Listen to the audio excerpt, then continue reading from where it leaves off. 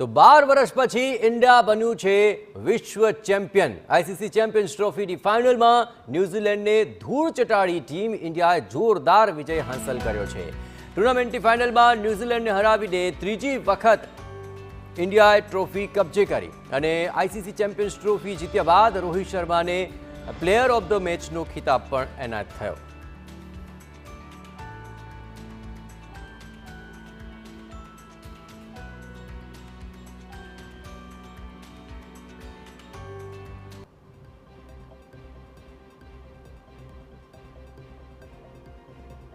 Champions ટ્રોફીની final મેચમાં ફરી એક વખત ગુજરાતના ખેલાડીઓ અક્ષર પટેલ, હાર્દિક પંડ્યા અને રવિન્દ્ર જાડેજાએ શાનદાર પરફોર્મન્સ કર્યું।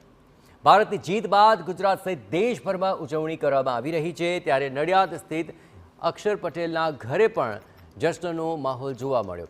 ભારતના ભવ્ય વિજય બાદ અક્ષર પટેલના માતા પિતા અને પરિવારના સભ્યોએ એકબીજાને મીઠાઈ ખવડાવી ફટાકડા ફોડીને ઉજવણી કરી।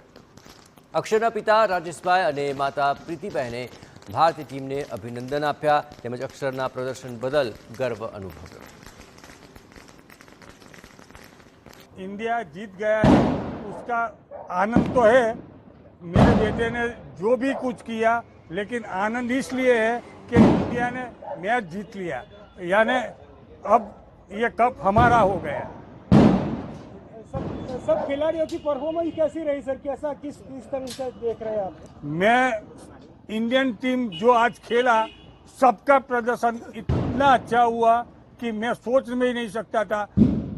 मेरा बेटा ने तो और हर टीम ने कुछ ना कुछ किया है, लेकिन आज पूरी टीम ने अपना जो भी सोर्सेस था सब खत्म करके मैच ने को जीता दिया। मारो छोकरो चेम्पियन ट्रॉफी लईने आवे एवी अमने आशा हती। नडियादमां पग मूके ने जय महाराजना आशीर्वाद ले एवी मारी आशा हती, ते पूर्ण थई। सवारे તમે સંતરામ મહારાજ તમારા ઘરે જે બેઠક બનાવી છે પ્રસાદીની, ત્યાં તમે દર્શન કરેલા, શું માગ્યું હતું તમે? મેં સંતરામ મહારાજ જોડે એ જ માગ્યું હતું કે મારા છોકરાની ટીમ જીતી જાય, એનું પરફોર્મન્સ બોલિંગ બેટિંગમાં અને એમાં ફિલ્ડિંગમાં સારું રહે, હું ભગવાન પાસે મેં પ્રાર્થના કરી। તો ખુશી વ્યક્ત કરી છે અને આ સમગ્ર મામલે તેઓએ એકબીજાને મોં મીઠું ખવડાવીને અભિનંદન આપ્યા, ફટાકડા ફોડીને આ ઉજવણી કરી હતી। ભારત ટીમને પણ અભિનંદન આપ્યા અને અક્ષરે જે પ્રદર્શન કર્યું છે તેને લઈને ગર્વ અનુભવ્યો। આખરે 12 વર્ષ બાદ ચેમ્પિયન્સ ટ્રોફી ભારતે કબજે કરી છે અને આ ભવ્ય જીત બાદ અક્ષર પટેલના માતા પિતા અને તેના તમામ પરિજનોએ ખુશી વ્યક્ત કરી હતી। ફટાકડા ફોડીને તેમણે આ ખુશી મનાવી હતી। એટલું જ નહીં, અહીં આસપાસના તમામ મિત્રો અને પરિવારજનો પણ ત્યાં એકઠા થયા હતા અને ભારતની જીત બદલ અને ભારતીય ટીમમાં અક્ષરના યોગદાન બદલ તેમણે ખુશી વ્યક્ત કરી।